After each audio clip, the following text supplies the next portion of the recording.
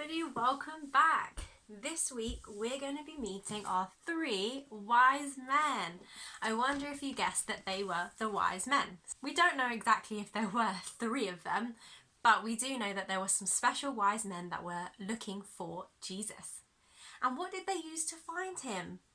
The star that they have in the middle. And we've been looking at a star, haven't we? Our big star that reminds us that Jesus is the light of the world. And so I've added our wise men to this star because the wise men followed a star sent by God to find Jesus. So we have our star that we're following, just like the wise men had the star that they were following.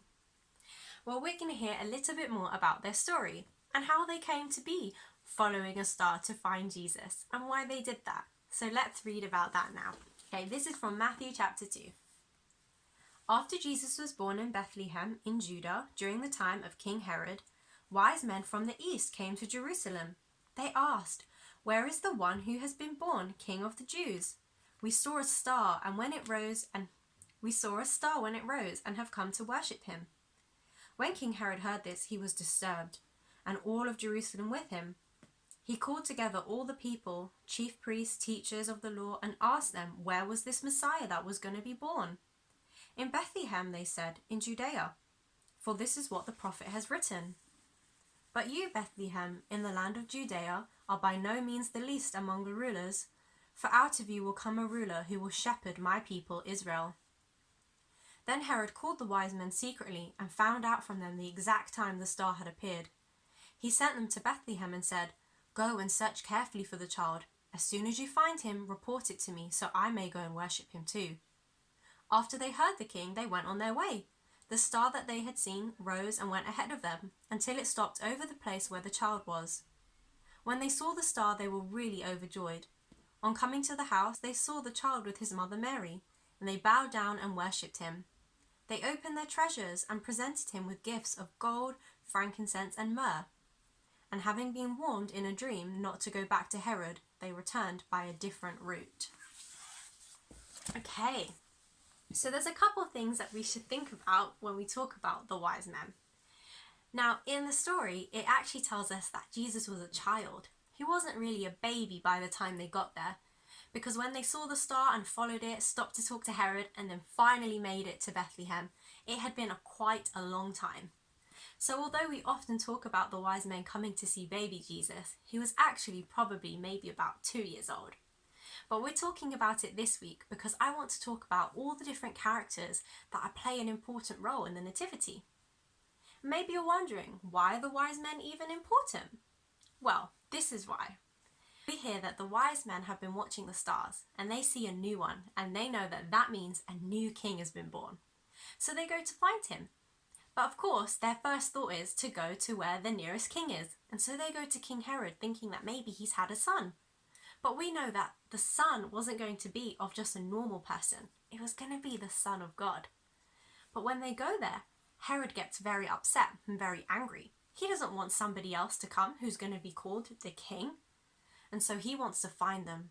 He didn't do it out of love. He didn't really want to worship Jesus. He wanted to find him so he could kill him. But the wise men didn't know. And so they told Herod about what they had seen and where you could find Jesus. And then they went off to look for him. But when they found him, they were so excited. They gave the presents of gold, frankincense, and myrrh. But then they had a dream which told them, don't go back that way and don't tell Herod about it.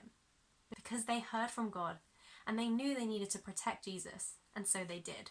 It's an amazing part of the story. The wise men came to worship a new king, but they recognized that he was a special king.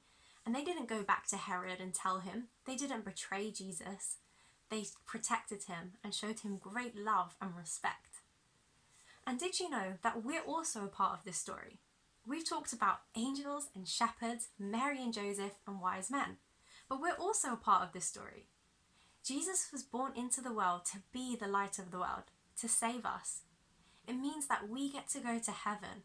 We don't have to spend our eternity here on earth. We don't have to just die and that's it. We actually get to go to heaven to be with God, to be with Jesus. And he did that by coming. So we're a part of this story too, which is why we have to remember that Jesus is the light of the world. And we have to follow our star. Our star doesn't look the same as the wise men, but we have it. The Bible, praying to God, going to church, that's our star that we keep following. We keep following after Christ, and he will lead us into the life that we should live. And then when we die, we will get to go to heaven and be with him. Isn't that amazing? Well, next week we're going to see Jesus in this story when we have a Christmas special video where we will finish our star with Jesus being born. We can add him to our manger and hear about what it was like when all of the different people got to meet him. I'm so excited for Christmas Day, and I hope you are too, because it means that Jesus is here. Jesus has arrived. He is the Savior of the world, and we get to be in relationship with him, and we get to be with him in heaven one day. I hope that you have a really amazing week, and I look forward to wishing you a Merry Christmas on the 25th of December.